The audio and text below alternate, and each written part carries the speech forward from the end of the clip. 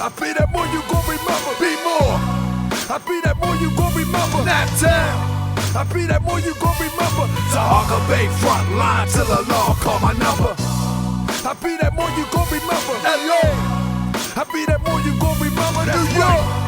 I be that more you gon' remember. Taharkabey front line till the law call my number.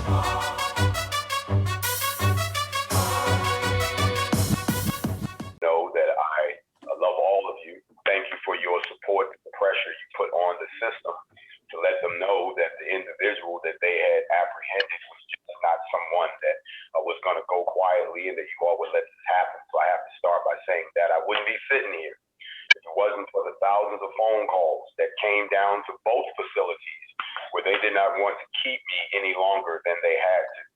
I wanted to first start off with that. I bid everybody a grand rising. And I also would like to say that it's ironic, as it was pointed out earlier, that the day that this federal task force came to my place to apprehend me and to serve the warrant, that it was almost identical to what happened with Fred Hampton. It was at the same time. It was the same tactics. The only difference was they too approached a lot more cautiously. But I can't get into those details. All that'll come out. But at the end of the day, I wanted to point out that they're sending a message.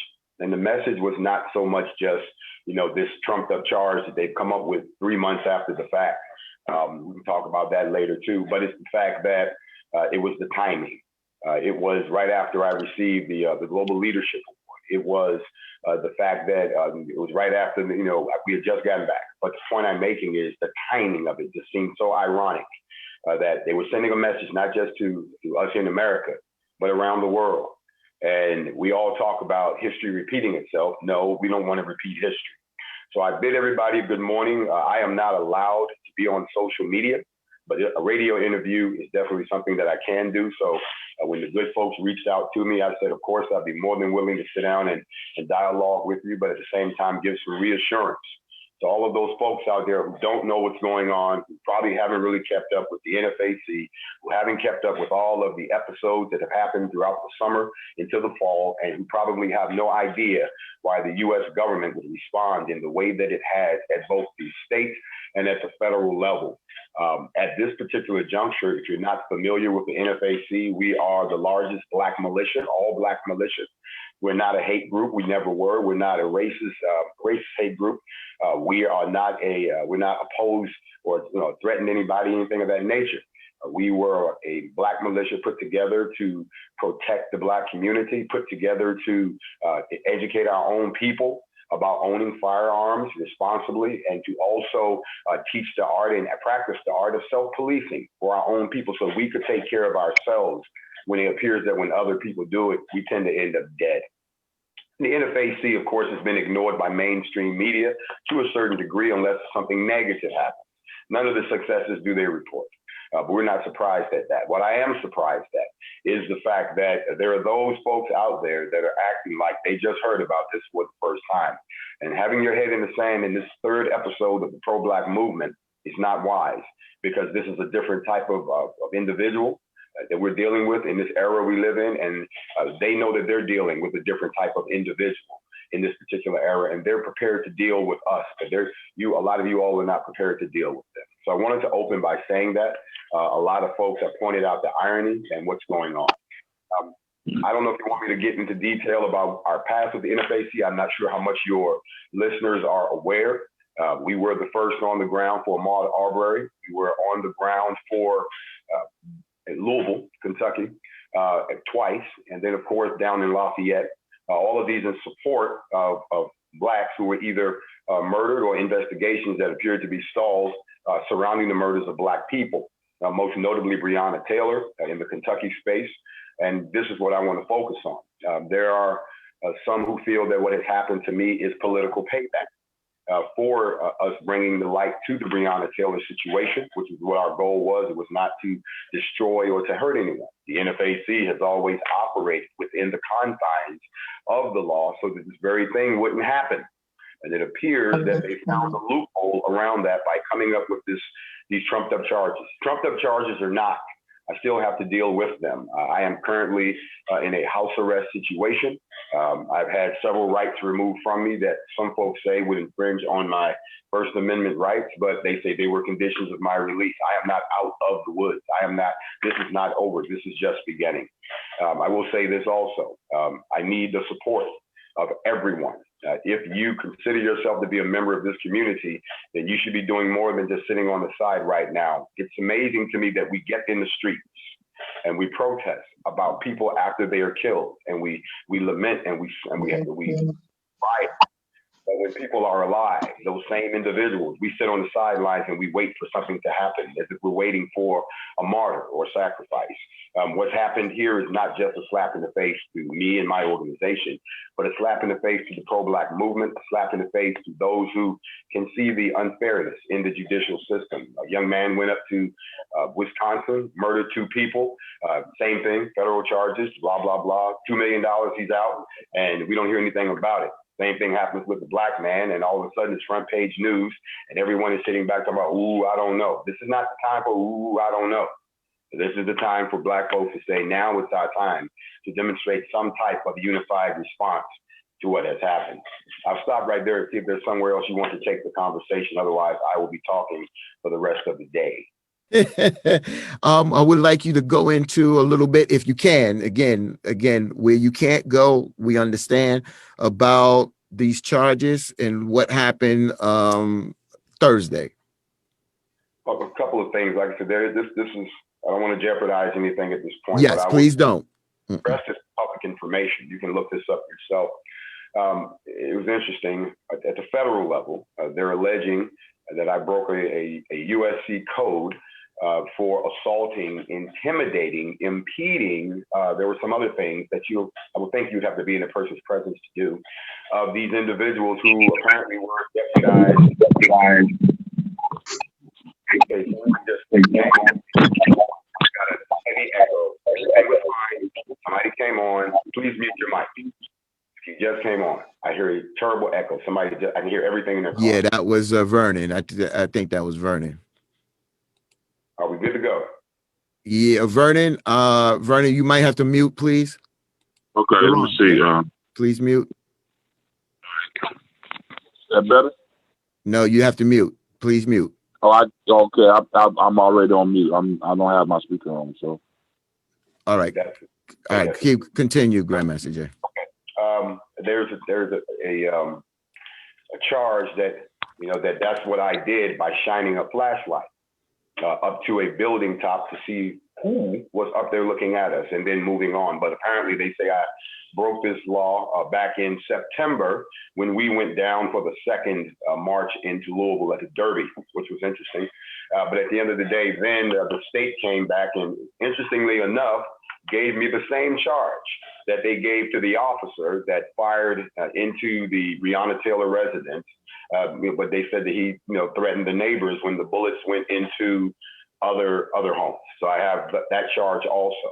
They took those charges, they multiplied them times 5. For each, they alleged there were 5 officers who were up there, and so they said there should be 5 counts. So there are state charges, which are wanton endangerment, and then of course the U.S. federal charge. What they're saying is, you threatened, you assaulted, or you intimidated, or something of this particular statute that I did to these police officers knowingly, and that's what the charge is. Now,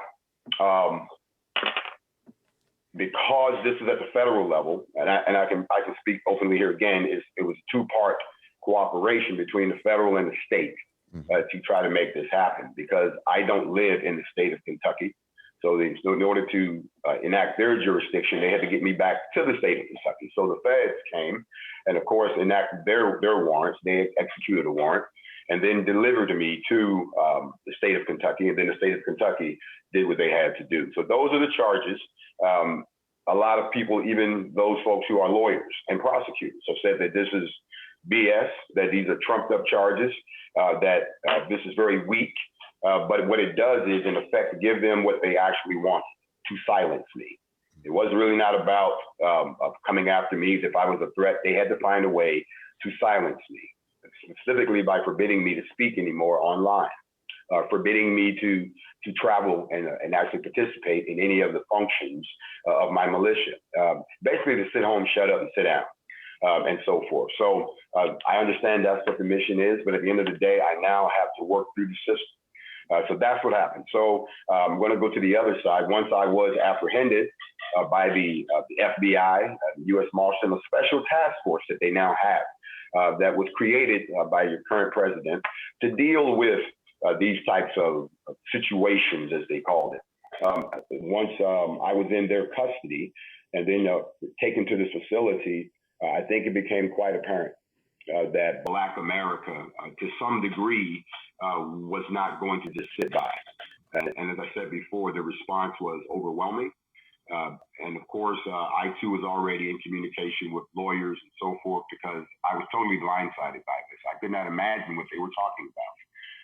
I find it interesting that they came on December to get me for something that they said happened in September when I went back to Louisville on October the 5th and actually I attended the police chief's inauguration, if you want to call it that, and I even spoke at her inauguration, got a standing ovation. So I'm thinking, if I had done these things, then why didn't you apprehend me then in a room full of police officers? You know, what was the mystery then? What was the big to do? And most importantly, if these law enforcement officials perceived all of this and I was standing right there in front of the police metro hall, why didn't they just arrest me then? It raises a lot of questions. And the timing of itself is suspect. But at the end of the day, I've explained to you what I think the overall goal is. Gotcha. I want to open this up, Joe. I'm going to come to you in a minute. I want to open this up to my team. I'm going to start with. Let me add one last thing. Yes, sir. I find it ironic that they have not done this to these white militias. Right. At all. And I've seen video where they've gone to the state house, they pointed weapons right at these guys. Nothing. So again, if you're talking about systemic racism in America, if you're talking about a judicial system that is built against us and for them, if you're talking about people who probably don't know the difference between justice and revenge and the difference between vengeance and revenge, then you're letting it play out against you again. And I'm going to end by saying this. If we don't stop repeating history, because history doesn't repeat itself, you're given the opportunity to take the same test many times. You have to do it differently this time. That's all I have to say about that. Got it. It's ironic that, TMZ just showed a film of a white male in a car stopped by the police. The police have their guns drawn. This white male has a gun in his seat. It's not concealed, and he threatens the police. This white guy is able to continue a conversation. He gets one of the officers to reholster his gun, and he winds up driving off. It's amazing if that would have been a black man. And we've already seen this, where a black man who had a permit for a concealed weapon shot and killed. It shows the double standard again up here in America. But I want to open this up for my team. Larry, I'm going to start with you because you have been leading up a civil rights organization for years, the People's Organization for Progress, also known as POP. And you're up, Brother Larry. Thank you, Brother Fatim, and welcome to our guests and Grandmaster Jay. I'm so glad you came on today. I saw the article about your situation yesterday, and as soon as I saw it, I sent it to our leader, Fatim Muhammad, and Fatim brought you right on. I have two basic questions. Number one, I absolutely agree with your conclusion that this is a trumped up charge and they're really going after you to silence you, and probably even more importantly, to disrupt and to attempt to stop your movement. I don't believe they'll be successful in this. Years ago, I myself was charged with the illegal possession of weapons, and in fact, I was indicted by a grand jury and put on trial. But we beat that, and I believe that you will beat this charge too if you have good legal representation. But for the benefit of our audience, could you give us some background history on NFAC and why you started NFAC. And then I'm curious, Grandmaster, just a minute ago, you said you were somewhat surprised and blindsided. Given the history of the Black Panther Party, wouldn't you expect to have been under surveillance in a situation like this? That's a great question, and let me answer it backwards. As a matter of fact, what I said I was surprised about was what the charge was. Okay. That's surprised about. I wasn't surprised when they showed up. I wasn't surprised when I heard the bullhorn. I wasn't surprised when the drone flew in the house. And I realized they had already broken the door down, and I didn't hear that. I was surprised when they showed me what the charge and the date was, but I wasn't surprised at none of what they did. As a matter of fact, I was cool as a fan, as they say. And you know, it's almost like he's been expecting it. Oh, I have. But what I was thinking was that you would have come with something. You know, that's what surprised me. Like, this is it. This is what you guys put together. Okay, all right. Let's go. Let's roll. Here you go. Let's go. Let me get my hands up. Let me get these cuffs on. Let's go. Let's roll. This is a game. All right. So that's what I was surprised about. But in this particular instance, I am very familiar with the history of COINTELPRO, Operation Black Messiah, and a few other programs that were designed by the U.S. government to handicap or to impede any type of Black nationalist movement within the United States. Remember, it was J. Edgar Hoover that said that the next Messiah that they have will give to them. It was J. Edgar Hoover who said that we must prevent the rise of a Black charismatic male that could energize or galvanize the Black nationalist movement. And so we must make sure that if anyone comes along like that, they are either to be humiliated, disgraced, imprisoned, and if not else, killed. So this is not a new program. I'm very much aware of that. I'm very much aware of how they destroyed the Black Panthers from the inside, and the FCSC and a few other organizations. So yes, very much aware of that. And then looking at the history of the NFAC and where it was going, or where it is going, or where they perceived it to be going, this reaction was not surprising. The NFAC, somewhere now about 3 years old, burst onto the American scene, as we call it, coming out of the pandemic, with our appearance in Brunswick, Georgia, after the murder of Ahmaud Arbery. After that, there was some struggle to identify who we was, but once people realized that there was another organization on the street, so to speak, that was standing up from a Second Amendment right perspective and First Amendment right perspective for Black folks, our membership began to grow. By the time we went to Stone Mountain, Georgia, July 4th, to answer a threat that was made, people keep acting like they don't remember when this happened. There are even some folks that are claiming it never happened, but you can go back and do your research for real. You all remember somebody made a threat that on July 4th, they'd start killing Black people at 8 p.m. And of course, our response was to find out where these folks were, pull up there and say, okay, you ready to start killing Black folks? We here, where y'all at? We pulled up, and of course, we pulled up at the home of the Ku Klux Klan, which was Stone Mountain, because that's where the Klan was born or reborn in America, if you don't know your history. They were known to be there on July 4th. So we pulled up 1,500 strong. From that moment, a lot of folks became aware of us. Again, our membership grew.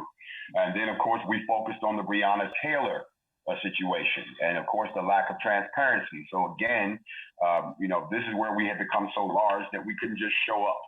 We had to reach out to municipalities and let them know that a large number of heavily armed Blacks in the militia would be showing up in your city, not to invade but to express and make a political point, and to have a conversation with the legislature and the legal structure as to what the problem was, with why is this case taking so long, what is going on. And so we went into Louisville, Kentucky, and the first time about 3,500 strong.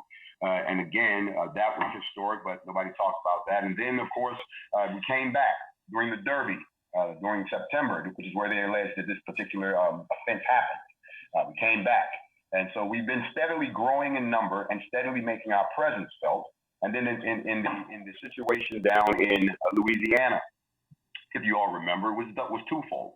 It was not so much that we were outraged by the Pellerin shooting. It was also the fact that we had a sitting U.S. congressman who actually threatened myself and threatened our militia if we exercised our constitutional rights in their city. So we had double reason to visit Lafayette, Louisiana, which we did, which was a very successful event, as you said, very impactful for the people, and also helped to grow our membership even more.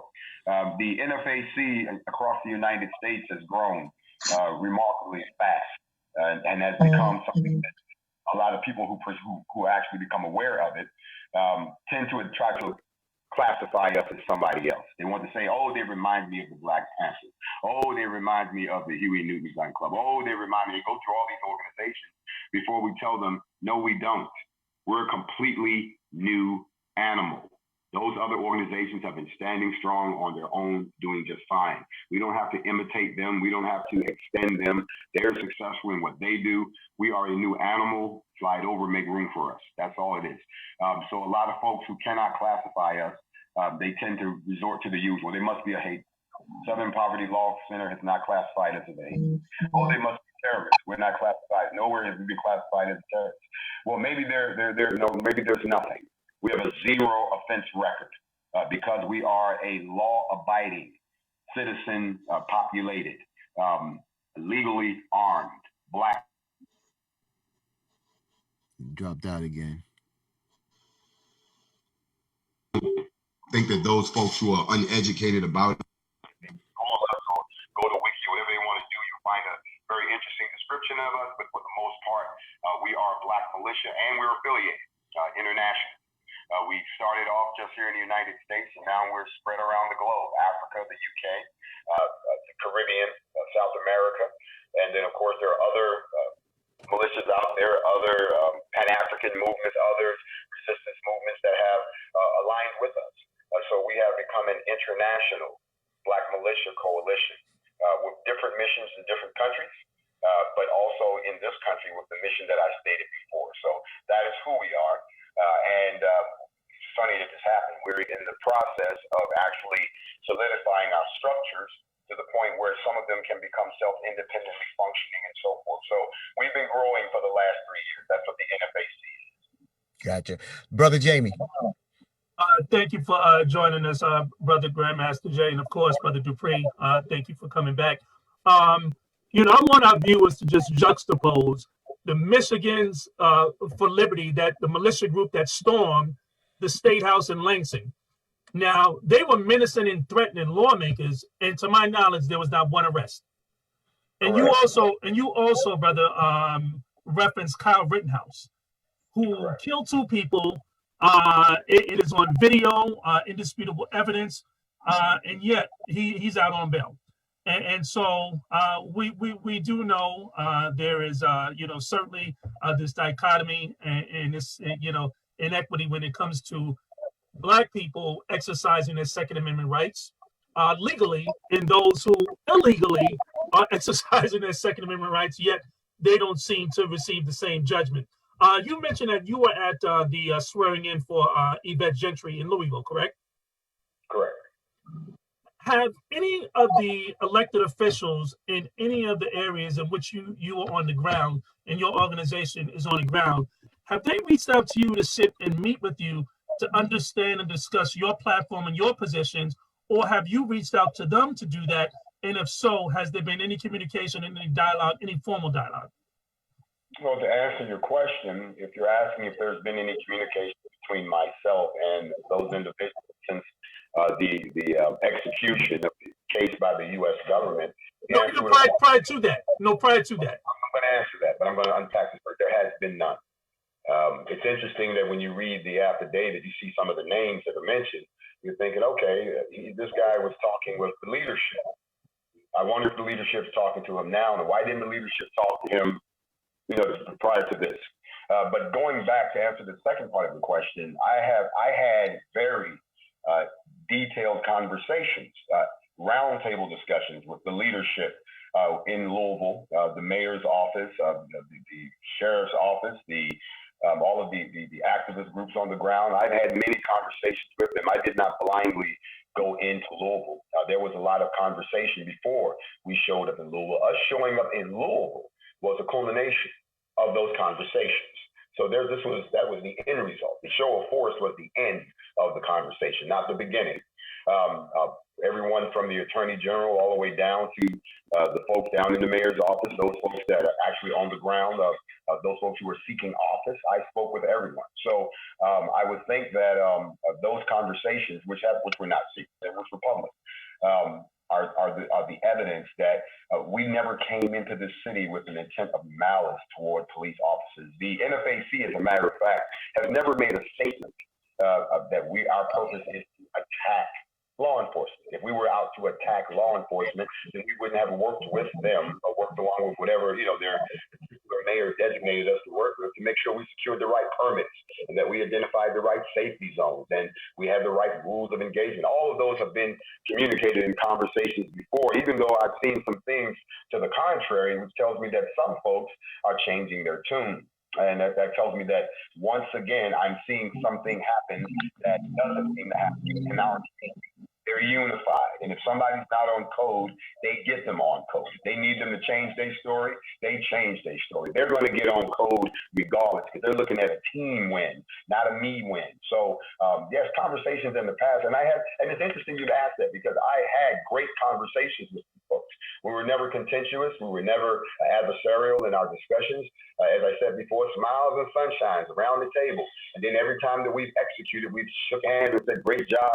We all achieved what we were trying to achieve. There was none of this in this sensation that there was some malice there. And now that we've had this last development, I find it ironic that I have not heard from any of these folks. I will say this, though, and I don't want folks to get the wrong impression here. The individuals that I encountered in this experience that I know work in some of those same departments, there was a level of respect. There was a level of, we know who you are.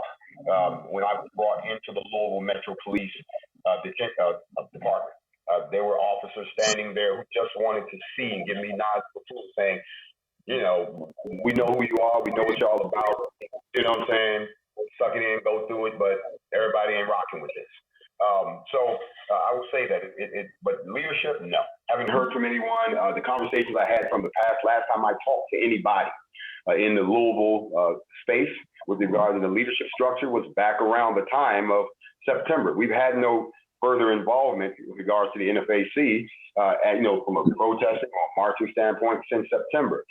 Again, coming back a month later for the police chief swearing in was I was invited to actually do that. I didn't just show up. I was invited, and I actually was invited to speak when I had no intention of speaking. But I gave a good word and shook her hand and said, I wish you the best of luck, make a change, make a difference.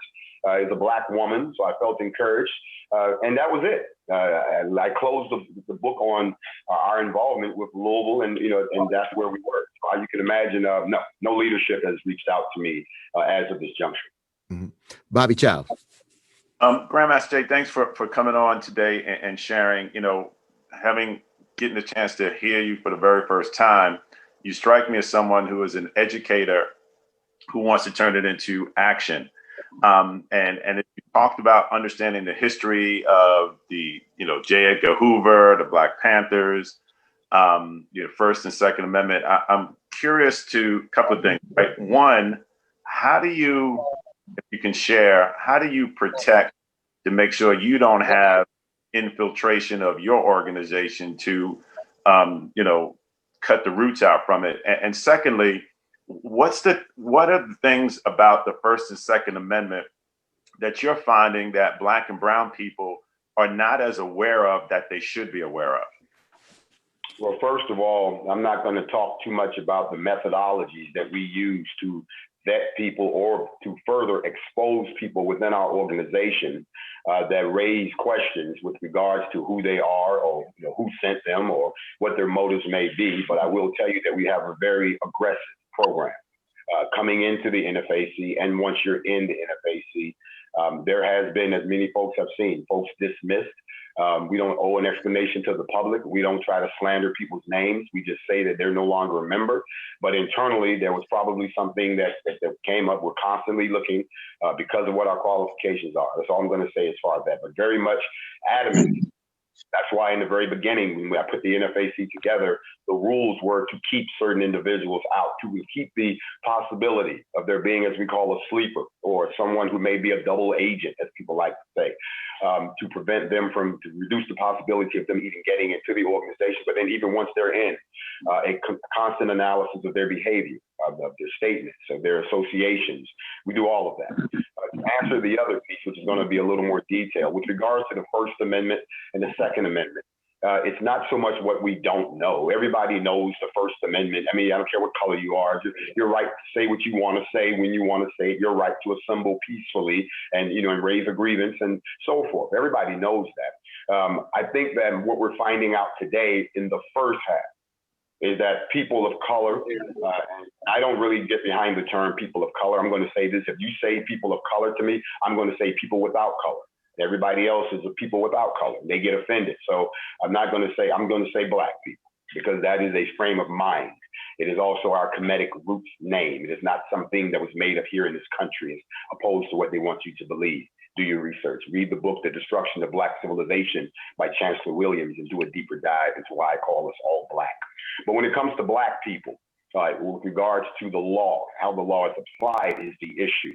I don't think a lot of our folks are now starting to realize that they apply that First Amendment permission, as I call it, selectively. Look at what's happening in social media, which I hope I'm not on right now, because that's one of my conditions. And this is a radio show, not a internet broadcast. I mean, not a social media broadcast.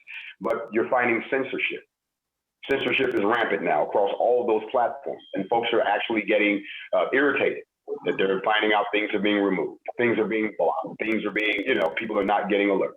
These things are happening behind the scenes, and they're technically violating your First Amendment right in a very subtle way. They don't want you to get out certain things. They're screening what goes out there. They say they're doing it in the name of. Well, First Amendment means that there is no in the name of. You say what you want to say, okay?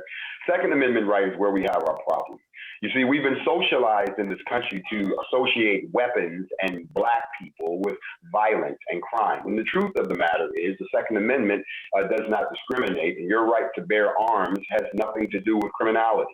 But when you want to keep a certain group of people in a position where you can always dominate them, and you want to keep a group of people in a position where you can always determine their final outcome, then you have to continue to repeat what Queen Elizabeth did back in the 1800s when she gave guns to the Arabs to invade Africa, and Africans ran up against something they had never encountered before, using spears and knives. Now here come bullets. So as bullets make the change in the story, then we have to make sure that any group that we want to keep in a lower position, second level citizen position, we must prevent them from getting their hands on guns. You've been socialized to be afraid of guns. You've been socialized that when somebody shows up with a gun, you don't know what's going on. The first thing you do is you call who? The master. So he can come down and find out why you got a weapon. At the end of the day, we then get into the fact that now that you've been socialized to believe that, you have a hard time realizing that the Second Amendment applies to you and everyone else with certain conditions. If you meet those conditions, as everyone in the NFAC must, then you can bear those arms. What you're not aware of, and what we're finding out from a lot of our folks, is there is no extra requirement for us. They didn't have to do anything special. When people say, well, why do black people get to carry guns like that? Well, why does it matter if they're black?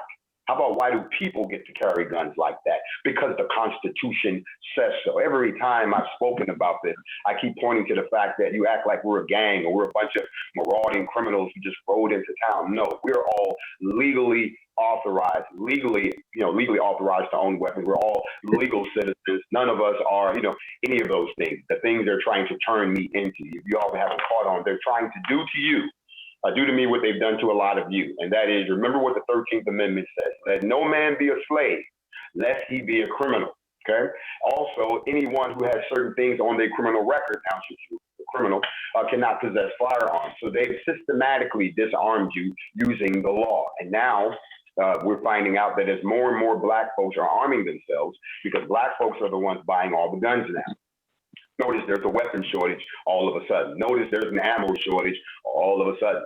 As soon as we begin to partake, this is what we're learning. As soon as we try to drink from the same lake that's right in front of us that they're drinking from, they're like, whoa, hold on, slow down. No, you can't do that. That's what we're finding out. And some folks, this is a wake-up call for them. They found out just this year alone, trying to purchase a firearm just so they can legally protect themselves. They run into all kinds of roadblocks, but they're looking at people across the aisle get the treatment, so to speak. So I think that what we're finding out, First Amendment, yes, censorship does exist, but also, finally, that there is a marriage between the two.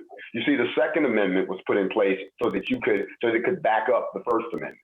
Okay, I came to say what I got to say, and I'm legally armed in case anybody has such a negative response to what I'm saying that you feel the need that you want to aggress us. I am now in a position per the Constitution to defend myself. A lot of folks don't realize that when the NFAC came on the scene, we were not trying to lead the way in that space. We were trying to imitate the blueprint for everyone. That if you're going to continue to protest in the environment that we're in today, you need to arm yourselves legally. You don't need security. You are security legally. And then you'll see a different response. Everywhere the NFAC has gone, everywhere that we have worked, participated, if you notice, the law enforcement they act completely different because of the fact that we're just as armed as they are. And that is your constitutional right. It doesn't mean that you get to go out and enact revenge. It doesn't give you the right to go out and commit crime. It gives you the right to legally defend yourself and to legally arm yourselves. You have the right under the First Amendment. Our people, in the times that we're living in right now, are finding out that just exercising your First Amendment right hasn't changed a thing. So they've gotten used to that. But when you turn it up another notch and you arm yourself per the Constitution, and I think that's the thing that we all should have learned from what happened in the 60s, was that those brothers and sisters, they armed themselves too against a society that was not comfortable with seeing Black people with guns overwatching the very people who had guns that were killing their people. Back then, there appeared to be this all-out, let's go for it mentality that a lot of those young people that they had. And if you all don't know your history, research some of those folks. They were young. They were not folks like ourselves. The average age of members in the NFAC were not young folks. Most of us are in our 40s, 50s, 60s, and up. We just recently allowed younger folks to come in because they wanted to be a part of the organization. But they have an extra level of screening for maturity and an understanding of constitutional law as it applies to what we're doing. You can't come in gung-ho and you don't understand the First and the Second Amendment rights, and we have to educate you, that's fine. But I think that the challenge we're looking at today is that there are a lot of folks who still don't understand that when you see a Black person with a weapon legally, there's nothing wrong at all. They're exercising their constitutional right the same way that you can. Gotcha. Brother Petit, I just want to quickly point this out to Brother Jay, and he can expound on that to our viewers. Brother Jay is expertly trained. You are a U.S. military veteran, correct? That is correct. And many of your members are. So I just want to make that point. I don't want people to think that just out there without understanding and having the training of firearms. Exactly. The misunderstandings that have been perpetuated by the media, as I said, they don't talk about what we do. They like to take what we do and twist it around. Some of the misperceptions out there, one of my favorite ones is, oh, they shoot themselves. Really? A safety check where we're trying to find out who can be a member and someone who wasn't a member fainted and dropped the weapon. Doesn't sound like we were shooting ourselves. It sounds like we were trying to find out who was safe and who wasn't. And before we could get to someone, they dropped the weapon. Other than that, there have been no other incidents in our organization. When we were in Lafayette, if you all remember, there was a situation that happened at the park. We weren't there yet. We were 10 blocks away. We too heard the noise, had no idea what went on. However, the media was quick to say they shot themselves again, only to find out it was a local guy who brought a weapon that he shouldn't have had, and something happened with that, this, that, and the third. The bottom line is a lot of us are ex-military of all branches, not one particular branch, but a lot of us are not. So there's always this synergy where folks who are ex-military, who have had weapons training, train the others. And you've probably seen some of the video clips that we started posting in our training cycle, where you see us out there actually doing this. We've allowed the press from foreign countries to actually accompany us to some of our range qualifications and trainings and so forth, so that they could see the level of training that we've done. We got a wire here, loose guys. But at the end of the day, training internally does happen. So it is not as if we're just a marauding bunch of guys that got together and said we're a militia. That's not what happened. As a matter of fact, you are not allowed to do that under our current rules. No one in a certain city can just get together with their boys and friends and girls and gals and get together and say, hey, we're chapter 2. Doesn't work that way. There are certain screening procedures, and we do examine right off the bat. Are you ex-military? Are you proficient with the weapon? What weapon do you have? When was the last time you fired the weapon?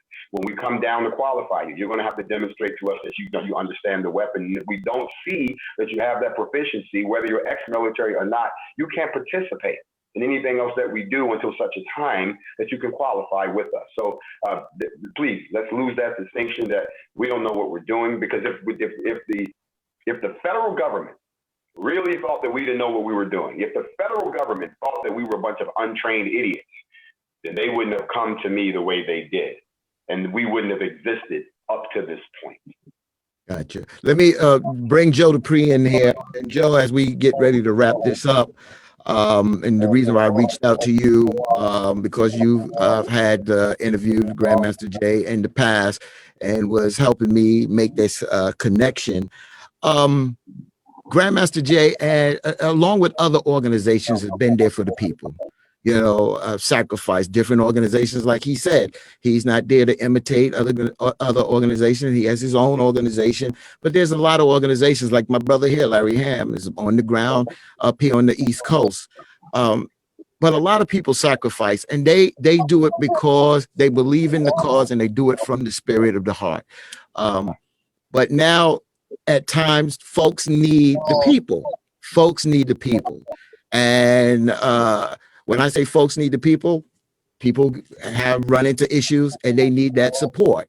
I want to bring you into that conversation, Joe, on that level, in the sense of Grandmaster Jay needs support. He's going to need support out here, and the folks need to rise to that level of lending support.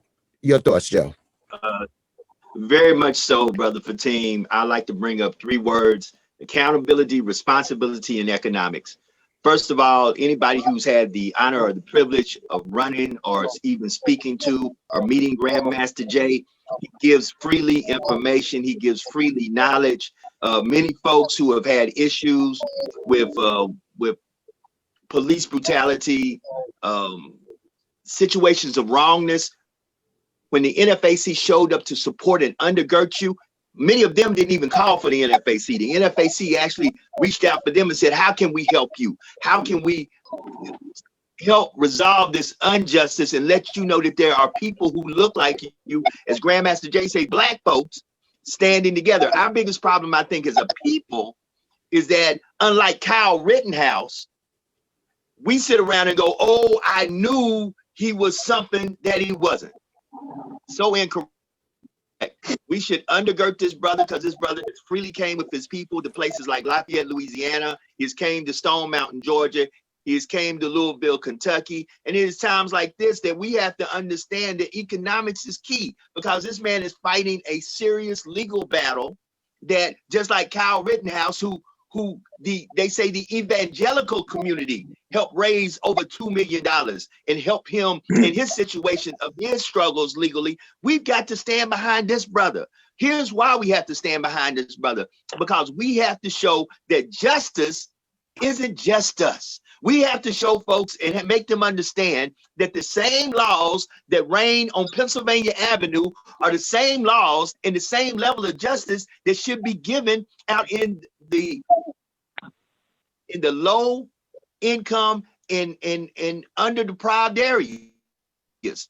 We've got to wake up, family, and we got to wake up now. And we've got to put a demand that if people like General Flynn can get pardoned for what he did, then we need to get together and undergird brothers who are out there fighting for us just to be American citizen. Grandmaster Jay served in the military. He's a veteran. I'm a veteran.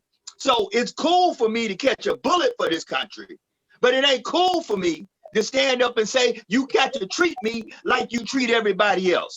We got to wake up. And listen, everybody out there, find a way. If it's $1, $2, whatever you can, just like they backed up Kyle Rittenhouse, we got to back up Grandmaster Jay. Brother Fatim, that's about all I got to say on that. And let me just add, there was many white lawmakers, including Donald Trump, who publicly supported Kyle Rittenhouse. So let's see how many black lawmakers stand up to support Grandmaster Jay. Right. Hey, Brother Fatim, this is Vernon Thomas. I'd like to add to this conversation. Vernon, state who you are, my brother. My name is Vernon Thomas. I'm a political activist from Lake Charles, Louisiana. And I was also Grandmaster Jay's running mate for president in 2016. And there's so many reasons that they arrested Jay, and the pointing a rifle, or that is like so far from what we know to be happening in this situation. But let me say this: the attempt to free the black mind has been a crime since colonial time. This is nothing new. Okay, different strokes from different folks. I like to bring up the Bundys, Clyde Bundys and his sons. In 2016, they took over a federal building in Oregon for 40 days. 40 days, threatening federal agents. They broke in the building. They broke in safes. They destroyed the place. Now, these people only got like probation at the most from this. All of them got a slap on the wrist. The actual Bundys who was in charge of the operation actually got dismissed. So you can see there's different strokes for different folks. And basically this has been happening since black people has been on this land. 1640. Let's take a history lesson real quick. I'm gonna go real quick with this. In 1640, you had a guy named John Punch. Okay, if you want to know what's going on with Jay today, you look at the very first case. The very first case was John Punch. He was an indentured servant with two white guys, and they all three ran away. When they brought him back the next day to stand trial, okay, the two white guys only got sentenced to finish their indentured servitude. The black guy, John Punch, was sentenced to life. That started the relationship with blacks and the judicial system at that time. See, it's not just about the First Amendment and Second Amendment. We're looking at 13th Amendment violations happening here. Okay? Because the police were slave patrol. That's how they started, as a slave patrol. Right. Okay, so anytime black people get to a point where we're freeing ourselves mentally, we're not talking about chattel slavery. We was free from chattel slavery in 1865. We're talking about the mental slavery. We're talking about mass incarceration. We're talking about how Louisiana has the biggest incarceration rate in the whole world. We're talking about slavery. And when a brother comes along, okay, and frees people's mind and get people thinking about what needs to happen to really free us, oh, they don't like that. You see what I'm saying? So that's what we're dealing with. We're dealing with, we're trying to liberate our people. We're dealing with trying to be our own sovereign nation. You know, the Indians did it. You know, they got some crazy tribes, some crazy sovereign nations already in the country that they accommodate. But anytime blacks try to do what the Indians did, okay, now we causing ruckus. We causing havoc. Now out of 3 months, you knew this well, for 3 months they didn't do nothing to Jay. Okay, so for them to pick him up 3 months later, and for this stupid charge to come up, we know it's trumped up charges. So basically, we need the people, man. We need the people to understand. Hey, it's not just about Jay. Jay not the only one on trial. Our whole race is on trial right now. They can shut Jay up. They can shut all of us up. So we have to keep pushing, and we got to stop. We got to stop depending on the government to do the work for us. Okay, it was like when Obama was in office. Okay, they was basically saying, okay, well, he didn't do nothing for us. But when he got in office, black people sat back and didn't do anything. We thought, we're gonna let Obama handle it. And then 8 years later, we're like, okay, well, he didn't do nothing for us.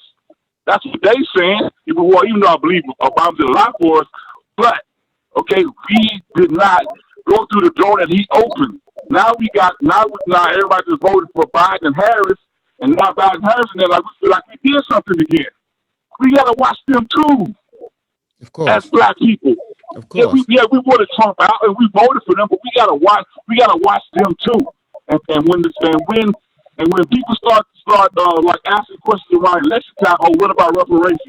They don't ask that during during the administration for the 4 years. They only asked during election time, not even knowing there's certain ways to ask for reparations and we're not doing it. Right. Jay has laid that foundation out for us so we can know what the international laws are. So we can understand what self-determination is. Those type of things is what's important. And those type of things they're trying to silence Jay on. So it's a matter of silencing the brother right now. Like he said, it ain't about no damn gun charge. Excuse my French, but it's about silencing us as a people. So, like I said, people out there, man, please go out and support Jay, the NFAC, and the whole movement, and realize, hey, man, this is for you. This is for us. This is for us as a people. Don't let them silence us.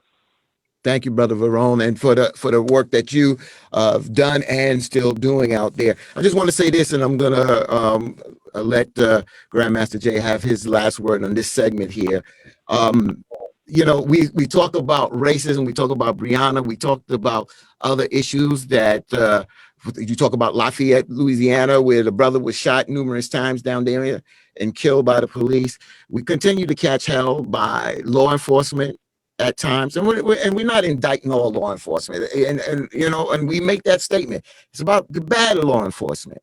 We're talking about racist folks, but I've also seen Grandmaster Jay speak out against people that look like us, black folks that do harm to us. I believe there was a shooting somewhere. I'm not sure if the NFAC was there, but I believe and Grandmaster Jay, you can correct me because I don't want to put out any false information.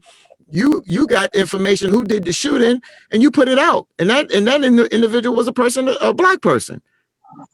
So at the end of the day, he's standing for the righteousness for us as a people, black people. Can't be scared to say that, black people. At the end of the day, but he's not just targeting just racism. He's talking about all isms that is detrimental to us as a people progressing. Grandmaster Jay, I thank you for coming on. I leave you with any last words here, my brother. You're still muted.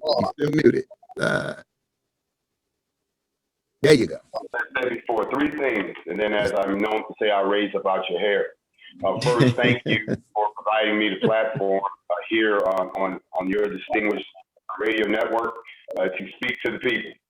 Again, I think that when they want to silence someone, they realize that if they can destroy a person's name first, destroy their character first, then once the people lose interest and turn their backs on that individual, they then destroy the person physically. This is not something new. They've been doing it for years. They're trying to do it to me. To all of those folks out there who've always heard me say, just be black first, be everything else second. That is how we get toward unity. But right now, we're too busy saying, I'm this and I'm black. I'm this and I'm black. I worship this and I'm black. I practice this. You're putting other things in front of you that divide us when you should simply say, just be black and we all unify. That being said, it is up to you all, and I'm being very candid here, that if we're going to win this battle as a people, then it is up to the people to unify and come forward. And I don't just mean with lip service.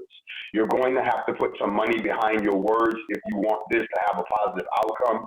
Otherwise, you're going to see that they're going to win what was another push for us to elevate ourselves in stature within this country and around the world. If they can shut this down, you will not be able to legally do this again. They're going to use this as the precedent, like they did with the Black Panthers, to change the laws into such a way that you will never, ever get to do this again.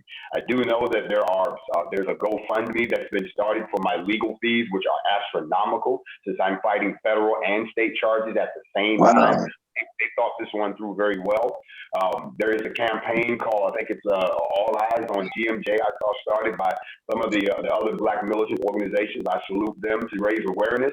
But we have got to get out in the streets. We have got to get out and let them know you're not going to do this to us again, starting with me and whoever else. Think about it. If they'll do it to me, they will do it to you next. They didn't just go after anybody. They came after the leader of the black militias. That is sending a message to all of you. As inspired as you may have been, as uplifted as you were to see us, as proud a moment people in their 60s, 70s, and 80s said that they were, because they can now comfortably go on to glory because somebody was standing up. As much as you felt, as positive as you felt about the whole situation, they're going to go in the complete opposite direction and bring their vehement hate to destroy you ever having that joy again, because hope is always the spark that starts the growth of a people. And you have had that spark, and it's starting to catch on. So whether or not they take me out or send me to prison for the rest of my life unjustly, you all sit back and let that happen. It won't be like they'll stop there. This is where we draw the line. I need your financial support. The organizations that are out right now, you need to watch your backs. Watch what you're saying. Watch what you're doing. Don't put yourself on the radar. Don't step up in such a way that you're repeating what has already been done. You must do things differently. To all the folks out there that are listening who don't know the backstory, please go educate yourself on the facts. Don't give in to your feelings, so to speak. And to all of the folks here that are in the United States, this is our problem right now. This is not a global problem, even though the globe is focused and watching, because now they're looking at, okay, what are you going to do? Remember, we are an intelligent species. We are a compassionate species. We are not prone to violence. We're peace-loving by default. However, in some instances, they may call for a stronger response. In this particular instance, it is not. It is something that we have to think through. This is chess, not checkers. They made a move. Now we must make the appropriate move in response. The object is to win the war, not just win the battle and lose the war in the end, which is what some folks think should be done. No, that is not our goal. I tell you all that I love you all. Thank you for your support. I'm standing strong. I'm not, they want to break me psychologically. I'm not breaking psychologically. They want to break the backbone of this organization. The organization is well and strong. And I'll say this, some folks say, well, didn't you have a backup plan? Don't you have a second in command? Don't you? Well, of course we do. But you didn't know anything about us before. What makes you would suddenly know that information now? The organization is fine. But I do need each and every one of you to understand that this is a coordinated attack, as I heard said on this show, against Black people in general, and they're doing it in a very high-profile way. I ask that I do need your prayers, if you know what I mean by that. I do need your sentiments, but most importantly, I need your support. I need you to continue to call these individuals and tell them to drop those charges. I need you to go to the GoFundMe, because I found out that at the federal level, some of these lawyers are very expensive, $10,000 just to have a consultation. But I thank all of those who have given so far. But again, I got to point out, I just find it ironic that people who have actually committed violent acts, killed people, people who have actually engaged federal government officers, people who have pointed guns at the police of other colors and got slaps on the hand. And their people come out and can raise $1, $2, $3, $4, $5 million overnight, no problem, and not care what we think. Yet we can't turn around and do the same in response. Then it's a sad indictment on us as an entire race of people. I count on you all the same way that I stood up for you. I need you all to stand up for me, and that's being as honest as I can be at this juncture without saying anything that will jeopardize these cases. They will happen. I am not free. I'm on house arrest right now with stipulations, and the process is going forward. So you all don't lose interest, because the moment they see you lose interest, they're going to do to me what they've done to everybody else. And it won't be like you won't be playing this back to say that I didn't tell you this. I haven't been wrong about one of these things I projected yet. I am a student of history, and I am a teacher of those who follow me in some other fashions. I thank you all for your time, and once again, just be Black. And any other race that wants to, that's an ally with us, as folks have said, well, I support you. Okay, well, this is your time to prove that. This is actually an assault, not just on Black folks, but an assault on the constitutional rights that are exercised per the Constitution.